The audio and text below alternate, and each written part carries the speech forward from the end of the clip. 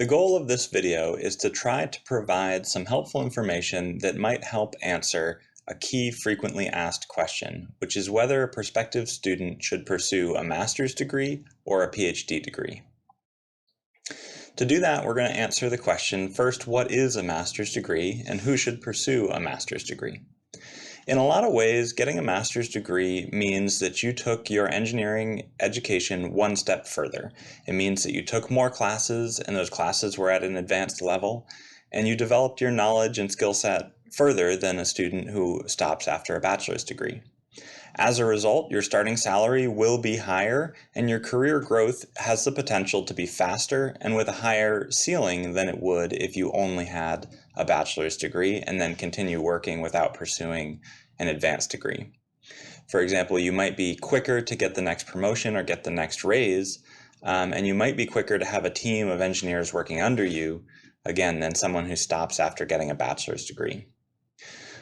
With all of that said, the nature of the work that a bachelor's degree and a master's degree is actually would do in an industry setting is actually very similar. A bachelor's degree and master's degree would do similar types of tasks, and their role would be similar. And the common denominator there is that it would be product design and development. So think development when you think about the master's degree and the bachelor's degree. In a lot of ways, the master's degree is just simply an extension. It's an advanced version of the bachelor's degree. There's a great need in industry for engineers with that level of knowledge and skill set to do tasks that these companies need to accomplish their goals of selling their products and services. Honestly, most engineers, most scientists get either a bachelor's or a master's. Most do not get a PhD. But let's talk about what a PhD is. So what is a PhD degree and who should pursue one? Well, to answer that, first we're going to dispel a couple of misconceptions about pursuing a PhD. The first one is some people believe that you only need to get a PhD if you're interested in working in academia, and that's absolutely not true. In fact, most PhDs in engineering, they actually go into industry after they get their PhD. Most do not go into academia, so that is a misconception. Misconception number two, some students are scared of the PhD because they think that they personally somehow need to discover some new phenomenon or have some key breakthrough, and that's not true either. Your role as a prospective PhD student is to pick the general area that you're interested in researching. Keeping in mind that it's likely that you would spend a lot of your career, not necessarily all, but a lot, certainly the earlier portions, studying in that area. So you better pick an area that's interesting to you. Once you connect with an advisor who does research in that area, and once you come to an agreement about working together, we'll have a separate video about how to apply for a PhD. Then your advisor will assign you a project to work on, and your goal will be to conduct research tasks on that project to help advance the understanding in that area. The way that you'll do that is you'll spend a number of years becoming a world expert in this very, very specific small area. And by becoming the world expert, you can help advance the knowledge in that area. But it doesn't mean that everything has to be a breakthrough. In fact, a lot of research is incremental, and there's still a tremendous amount of value in that. Okay, so we've talked about how people who receive a PhD can go on to academia. And in fact, anyone who's interested in teaching at the college or graduate level would need a PhD. But that doesn't mean everybody with a PhD goes into academia. In fact, at least most engineering PhDs do go work for a company in an industrial research setting, or they go work for some other type of research institution or laboratory, for example, a national laboratory. The common denominator when you think about PhD is research. So the key question there is, what is research? And in fact, that might vary depending on who you're talking to. You might remember being in high school and your high school English teacher says, do research on the American Civil War or World War I and write a term paper about it.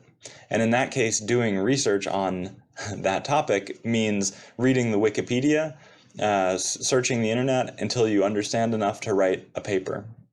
In a lot of ways that is research, but it's just very, very light because you're simply pooling a lot of information from online sources or otherwise.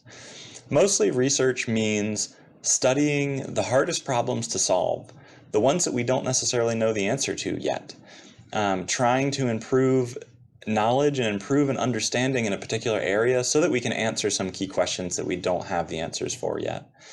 In that way, research is incredibly exciting, but it's also incredibly frustrating because if these problems were easy to solve, they would have already been solved.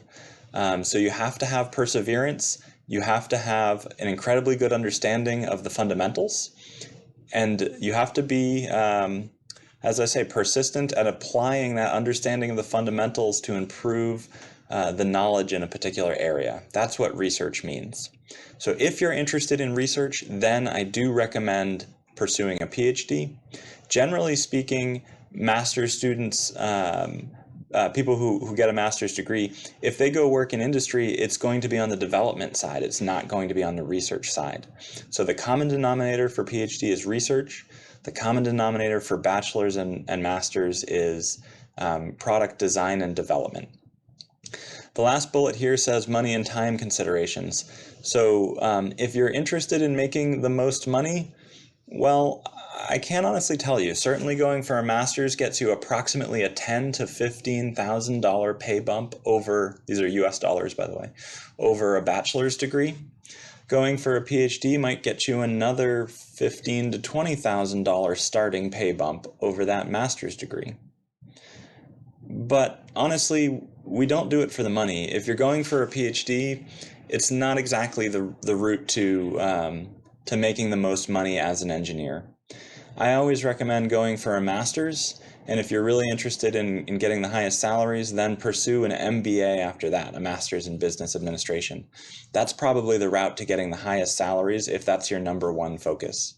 Again, if your number one focus is research and trying to improve people's understanding, trying to help society and help the world in a certain way, then we go for a PhD, and you'll have to settle with still a very good salary and comfortable lifestyle, but it's not necessarily the highest you could get as an engineer. That would probably be pursuing an MBA after a master's. And finally, time considerations. Everybody wants to know how long it will take. Pursuing a master's degree generally takes about 2 years after a bachelor's degree. Pursuing a PhD takes another 2 to 4 years after that. So in other words, roughly speaking, 4 or 5, maybe 6 years after the bachelor's degree. I can't tell you a specific timeline for PhDs because it depends on the student, it depends on the project, it depends on the advisor, and it depends on the nature of the work. It's when there's been a significant enough contribution in that area to improve the knowledge and understanding, that's when a PhD student is allowed to graduate. I hope you found this video helpful for understanding the differences between a master's and PhD, and I hope that you can better decide for yourself which one is right for you. Thanks so much for watching this video.